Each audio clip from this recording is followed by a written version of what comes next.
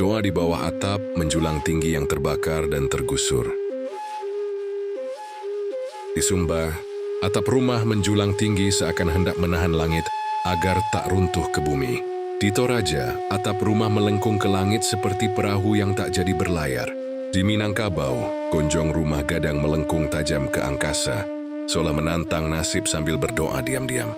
3 tanah yang jauh jaraknya, disatukan oleh satu keyakinan lama. Rumah bukan sekadar tempat berteduh, tapi penyangga harga diri dan roh adat.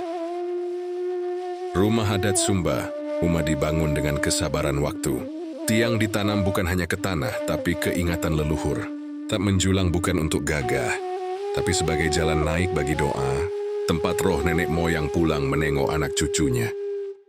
Tongkonan dibangun menghadap utara, ke arah asal mula kehidupan. Dia berdiri bukan atas nama individu, tapi atas nama keluarga, darah, dan ingatan. Membongkarnya berarti memutus garis dialog antara yang hidup dan yang sudah pulang. Begitu pula rumah gadang di Minangkabau. Ia berdiri bukan milik satu orang, tapi milik kaum. Tak boleh dijual, tak boleh digusur seenaknya, karena di sanalah pusaka tinggi disimpan, dan di sanalah martabat kaum ditambatkan.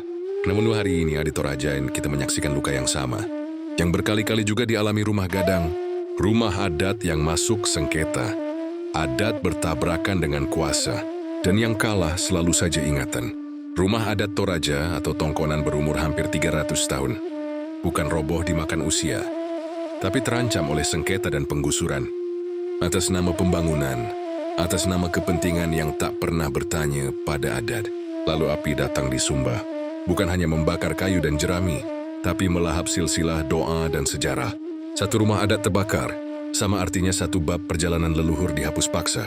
Bukankah ini yang juga dirasakan Minangkabau saat rumah gadang tersudut di tanahnya sendiri? Ketika sertifikat lebih keras suaranya daripada ninik mama. Ketika adat hanya dipajang di baliho pariwisata, tapi tak diberi tempat hidup. Sumba hari ini sedang belajar dengan cara paling pahit, bahwa modern tak selalu ramah pada adat, bahwa negara sering datang membawa peta tanpa membawa ingatan. Maka dari ranah Minang kita berseru lirih, pray for Sumba, pray for Toraja, pray for rumah adat. Bukan sekadar doa atas kebakaran, tapi doa agar adat tak terus kalah oleh api kuasa, agar rumah adat tak hanya dipuja saat festival, lalu dilupakan saat digusur. Karena jika atap-atap tinggi itu runtuh, yang hilang bukan cuma bangunan, tapi sebuah ingatan tentang asal-usulnya. Dan kelak, jika semua rumah adat tinggal foto arsip, kita akan sadar bahwasanya bangsa tanpa rumah adat adalah bangsa yang kehilangan jalan pulang. Bagaimana menurutmu?